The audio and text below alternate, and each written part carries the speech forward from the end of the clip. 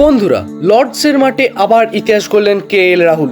আর 4 বছর পর আবার সেই একই জায়গায় গর্বের স্বাক্ষর রাখলেন ভারতীয় উইকেট কিপার ব্যাটসম্যান। তবে শুধু 17 রান নয়, এবার তার নাম উঠলো লর্ডসের অনার বোর্ডে আরেকবার। সই করা জার্সিও এবার রাখা থাকবে লর্ডসের জাদুঘরে। ভিডিওটি একদম শেষ পর্যন্ত দেখুন, কারণ আজকের ভিডিওতে আপনারা জানতে চলেছেন KL রাহুলের সম্পর্কে একটা বিস্তারিত বিষয়, যেটা আপনাকে অনেকটা গর্ববোধ করাবে। 2021 সালে লর্ডসে করেছিলেন প্রথম 17 রান, আর 2025 সালে এসে করলেন দ্বিতীয়টা। ইতিহাসে নাম লেখালেন দুটোবার। এটাই কি যথেষ্ট নয়? KL রাহুল এখন সেই বিরল ক্রিকেটারের একজন যার নাম দুবার উঠেছে লর্ডসের অনার বোর্ডে। আর শুধু তাই নয়, তার সই করা জার্সি এবার জায়গা পাচ্ছে লর্ডসের ক্রিকেটের জাদুঘরে। BCCI কে দেওয়া এক সাক্ষাৎকারে তিনি বলেছেন, আমি রেকর্ডের জন্য খেলি না, বরং দলের যাতে ভালো শুরু করাতে পারে সেটাই আমি চেষ্টা করি। 17 রান করে ভালো লাগছে, কিন্তু এটা যেহেতু লর্ডসে করা সেজন্য এটা একটু স্পেশাল।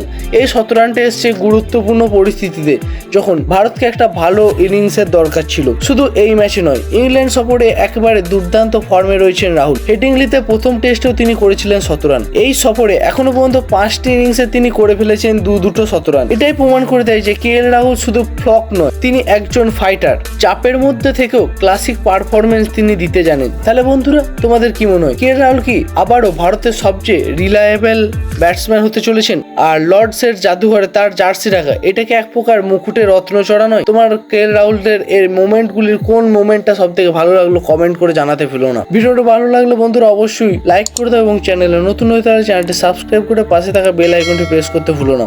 আর বন্ধুরা, এরকম ক্রিকেট রিলেটেড